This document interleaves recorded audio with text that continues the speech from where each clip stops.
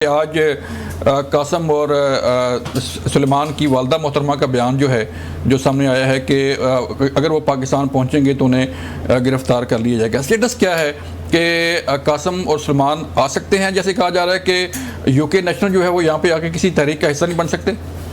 देखें, कासम और सुलेमान अपने अगर वालदे मोहतरम से मिलना आते हैं, पहले भी पाकिस्तान आते रहे हैं, और अगर अच्छा होता कि 2 साल जो कैद में है उनके वालिद मोहतरम वो मिलने आते तो मैं कानून के मुताबिक वो अप्लाई करते कि हमें मिलना है, तो मैं समझता हूँ ये उनका हक था। अगरचे वो जो एहतजाज पाकिस्तान में पाकिस्तानियों को करने का हक है कि वो एहतजाज करे, एहतजाज जमहूरियत का हुस्न होता है, मगर जो PTI का एहतजाज है जो उनका माजी रहा है 26 नवंबर हो, उससे पहले खुद खान साहब जो क़यादत करते हैं उसमें इंतशार भी होता है, उसमें फसाद भी होता है, और अब तो ये जमात नहीं एक हजूम बन चुका है। और उस हजूम की जो जिस तरह 26 नवंबर को जो उन्होंने किया, और इस वक्त आपको पता है कि वज़ीर आला KP के पहले भी उन्होंने कहा था कि हम कफन बांध के आ रहे हैं, मरेंगे या मारेंगे। इस दफ़ा भी इन्होंने कहा है कि अब हम असला लेकर आएंगे, सिर्फ वसाइल नहीं लेके आएंगे, असला लेके आएंगे। तो ऐसे किसी भी एहतजाज में, किसी हजूम में अगर वो आकर शरीक होते हैं तो मैं समझता हूँ फिर पाकिस्तान के कवानीन को उनको सामना करना पड़ेगा, और जो एहतजाजों में या तहरीकों में या इस किस्म के फसाद में जो नुकसान होता है, गर्मी बर्दाश्त करनी पड़ती है, मार धाड़ होती है, जो असला लेकर आते हैं वो तो मैं समझता हूँ बड़ा ख़तरनाक होता है। एक वायलेशन है, एक मिलिट्री जैसे विंग काम करती है, इस तरह का एहतजाज हो तो उसमें मैं समझता हूँ उनके जो ज़िम्मेदारी भी उनकी खुद की होगी कि इस तरह मैं नहीं समझता कि पाकिस्तानी कोई पाकिस्तानी बरतानिया में जाए, पाकिस्तानी शहरी जाके बरतानिया के रियासत के ख़िलाफ़ एहतजाज करे या इंतशार फैलाए, क्या हमें इजाज़त मिलेगी? तो दुनिया का कोई कवानीन इजाज़त नहीं देता इस किस्म की एक्टिविटी में शरीक होना। बाकी वो आए, वालिद मोहतरम का मुकदमा लड़ सकते हैं, वो अपना उनकी बेगुनाही के लिए, उनके अदालतों में इंसाफ के लिए, उनके जिस तरह हमारे नईम पंचोदा साहब उनके साथी हैं, जाते हैं, वकील हैं जो पार्टी के साथी हैं, तो वो इज़हार यकजहती के लिए कर सकते हैं।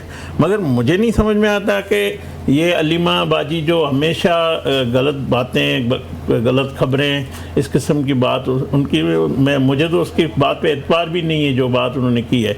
और अब जो उनकी वालदा मोहतरमा का जिस ट्वीट का आप इज़हार कर रहे हैं, आपको पता है उनके ताने बाने भी कहाँ से हैं, तो मैं समझता हूँ पाकिस्तान के जो कवानीन हैं उसके मुताबिक हुकूमत ट्रीट करेगी।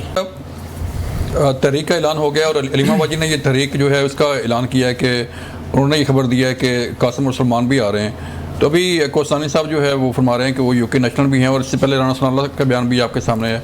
आप खुद वकील हैं, क्या कानून क्या कहता है? बहुत शुक्रिया बलोच साहब, आपने मौका दिया जी। पहली बात यह है कि हसन नवाज़, हुसैन नवाज़ बरतानवी शहरी हैं, और वो किस कानून के तहत पाकिस्तान के प्रोटोकॉल को एंजॉय करते हुए पूरी दुनिया के पाकिस्तानी जो है वो नुमाइंदगी करके वहाँ खर्चे करके सारा कुछ कर सकते हैं। नंबर 1, उसका कोई जवाब नहीं मिलेगा। मैं तो कल से ये पूछ रहा हूँ, लेते हैं जवाब। दूसरी बात, इमरान खान साहब उनके वालिद हैं, और जो अलीमा आपा हैं, उज़मा हैं, नौरीन हैं, बाकी ख़ानदान है, वो उनकी फैमिली है, खान साहब की बहनें हैं 3, और वो अपने भाई के लिए अडयाला जेल भी जाती हैं, मुलाकात भी करती हैं, केस का ऐसा ही बनती हैं, उनकी भाई की रिहाई के लिए, रूल ऑफ लॉ के लिए एहतजाज होता है, वहाँ वो शिरकत भी करती हैं। तो वो उनके बच्चे हैं, वो भी आ रहे हैं, वो शिरकत करेंगे। ठीक है। तीसरी बात ये रहेगी कि जब से ये ऐलान होता गया है तब से इनकी नींदें जो हैं वो हराम हो चुकी हैं। अच्छा। अगर आप देखें गुज़श्ता इनके तमाम बयानात, उनमें ये कहते थे कि इमरान खान के बच्चे क्यों नहीं एहतजाज में आते, पाकिस्तान की आवाम के बच्चे जो हैं वो मरवा रहे हैं, ये कर रहे हैं, एहतजाज के अंदर शिरकत कर रहे हैं, कि वो क्यों नहीं आ रहे। अब जब उन्होंने ऐलान किया कि हम आ रहे हैं तो इनकी कांपें जो है वो टांग गई हैं। चौथी बात यह है कि किसी ने अगर जुर्रत की उनके ऊपर हाथ डालने की, तो फिर अवामी जो रद्द-ए-अमल है ना, या जो आगे से रिएक्शन आएगा वो इनकी जो है ना बुनियादें हिला देगा। पांचवी बात यह है कि ये जो एहतजाज है, ये एहतजाज इंशाअल्लाह ताला कामयाब होने जा रहा है। हम डी चौक नहीं आ रहे। इमरान खान का हुक्म है, एहतजाज की कॉल है।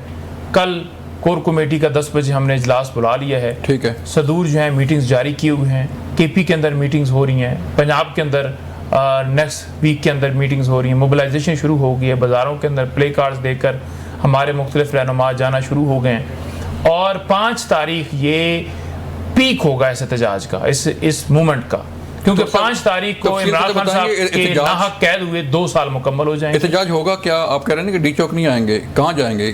क्या एहतजाज का जो लायामल है वो, क्योंकि मुशावरत होगी और खान साहब की तरफ से जो बताया गया है वो तमाम तर चीज़ें डिस्कस करके फिर उसको जो हमारा इंफॉर्मेशन डिपार्टमेंट है वो इशू करेगा स्टेटमेंट और बताएगा कि क्या तरीकाकार है। ठीक है, इससे पहले मैं नहीं बता सकता कि क्या है, क्योंकि जब तक हमारी ऑफिशियल स्टेटमेंट ना आ जाए कि हमारा ये तरीका है। लेकिन डी चौक नहीं जलसा होगा, जुलूस होगा क्या? और थोड़ा सा ये तो बता देना कि जलसा करेंगे, जुलूस निकालेंगे, एहतजाज होगा, क्या होगा? बस आवाम होगी और इस तरह का एहतजाज होगा। आवाम जो प्लानिंग बनेगी वो आपको बता देंगे। अच्छा, और अगली बात ये रह गई कि इन्होंने ये कहा कि ये इंतशारी हैं। अगर हम इंतशारी होते तो यहाँ डी चौक के अंदर खड़े होकर किसी को ये मौका ना मिलता कि वो कह देता कि मैं छट्टा मार के हम ये कर देंगे और फिर आपने ऑपरेशन किया, छट्टा मारा, ये छट्टे की नौबत ना आती। हम पुरअमन थे, इसी वजह से आपने ऑपरेशन भी किया, हमारे लोगों को शहीद किया, हमारे लोगों को उठाया, 5-6 हज़ार हमारे वर्कर्स गिरफ्तार करके जेल में डाल दिए। पुरअमन थे तो वो गए, अदरवाइज असला होता तो कोई फिर हाथ नहीं लगाता।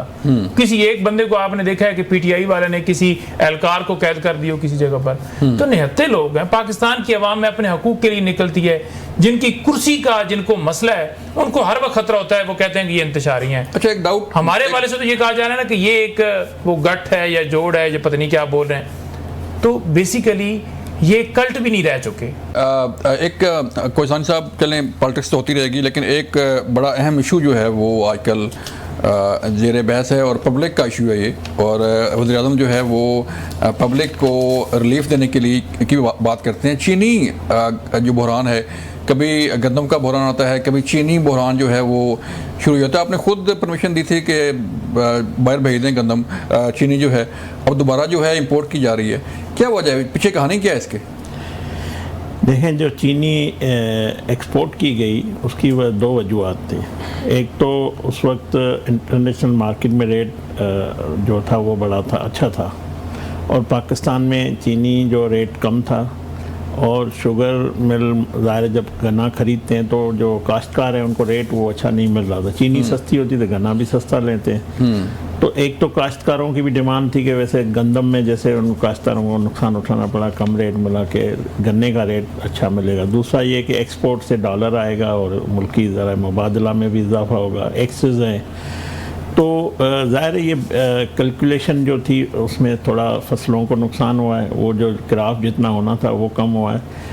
और इंपोर्ट करने के आज अगर हम चीनी इंपोर्ट कर रहे हैं, जो तनकीद ये हो रही कि दोबारा ये डॉलर देंगे, तो उस वक्त जो चीनी थी इस वक्त इंटरनेशनल रेट कम है, फिर भी हुकूमत या मुल्क में ख़जाने में कोई बोझ नहीं पड़ेगा। अगरचे चीनी हम इंपोर्ट नहीं करते हैं तो जो यहाँ पे चीनी की खपत है तो वो कम है, तो रेट बढ़ेगा, महंगी चीनी होगी। हम हुकूमत चाहती है कि आवाम को सस्ती चीनी मिले, और वज़ीर आज़म साहब का इसमें हमेशा स्टैंड है कि चीनी की रेट पे वो खुद मॉनिटर भी करते हैं। मिनिस्टर जब भी कोई वजारत काबीना में कोई फ़ैसले होते हैं या इस हवाले से जो मुतल्लिका वजारत हैं वहाँ पे जो फ़ैसले होते हैं, तो वज़ीर आज़म के पहले दिन से कोशिश है कि चीनी आम आदमी ज़्यादा इस्तेमाल करता है। अच्छा, तो अमीर आदमी तो चीनी इस्तेमाल ही नहीं करता। जैसे मैं चीनी, चावल, आटा मैंने भी छोड़ा हुआ है। मैं साहिब हैसियत लोग अब नहीं खाते चीनी, आम आदमी का खाना है। तो आम आदमी को चीनी सस्ती मिलनी चाहिए, ये हमारी कोशिश है। और हम गंदम सस्ती मिलनी चाहिए, आटा भी सस्ता मिलना चाहिए। हम तो कहते हैं कि हम आए हैं आटा भी सस्ता देने के लिए, चीनी भी से। हम तो ये नहीं कहते कि हमारा काम ये नहीं है, हमारा काम है। तो मैं समझता हूँ खजाने को कोई बोझ नहीं पड़ना। तो ये मामला है और इसको खामखा के एक इशू बनाया जा रहा है कि चीनी पहले इंपोर्ट, जो भी काम किया जाता है अगर मुल्क के ख़जाने को फ़ायदा होता है, एक्सपोर्ट इंपोर्ट ये रूटीन का बिजनेस है। हाँ। तो इसमें क्या मैं नहीं समझता। बेशक करें, एक्सपोर्ट करें, इंपोर्ट करें, जो भी करें, लेकिन पब्लिक को तो चीज़ मिलनी चाहिए ना। मैं वही कह रहा हूँ, कोशिश यही है कि चीनी महंगी ना हो, चीनी सस्ती मिले। चीनी 150 पौने 200 के रेट पे मिलनी चाहिए आम आदमी को। अगर इस वक्त चीनी इंपोर्ट नहीं करते हैं, जो हमें सस्ती पड़ रही है, पाकिस्तान में जो चीनी पड़ी हुई है शुगर मिलों के पास अभी भी जो स्टॉक है उससे हमें सस्ती मिलेगी। तो अगर सस्ती मिलेगी तो हम आम आदमी को चीनी सस्ती फराम होगी। तो बात ये है। समझ नहीं आई कि आप फरमा रहे हैं कि जब एक्सपोर्ट हुई चीनी तो उस वक्त जो है वो इंटरनेशनल रेट ज्यादा था, ठीक है जी। इस वक्त इंटरनेशनल मार्केट में कम है। अब आ रही है तो कौमी खजाने पे बोझ नहीं पड़ रहा। नहीं, रेट कम है तो जिस तरह हमें जितने डॉलर मिले हैं उतने इंपोर्ट में उतने डॉलर नहीं, ज्यादा यही होता है ना कि इंपोर्ट करके आप डॉलर दे रहे हैं तो कोई खजाने पे बोझ नहीं पड़ना है। जो मार्केट है, हम सारे ग्लोबल मार्केट है, अब हम पूरी दुनिया से हमारा कमोडिटी का मुकाबला होता है, चावल हो, राइस हो, गंदम, हमें उसके हिसाब से चलना होता है।